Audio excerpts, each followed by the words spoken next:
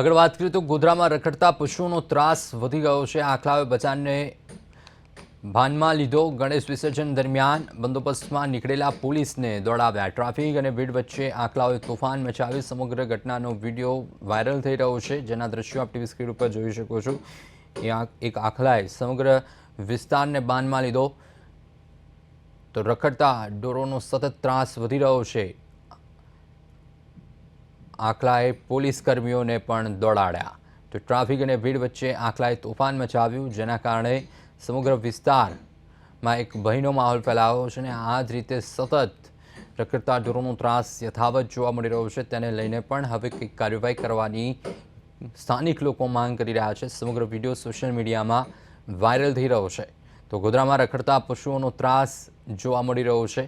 તો રખડતા પશુઓનો ત્રાસ, ટ્રાફિક અને ભીડ વચ્ચે આખલાએ તોફાન મચાવ્યું। સમગ્ર વિડીયો સોશિયલ મીડિયામાં વાયરલ થઈ રહ્યો છે।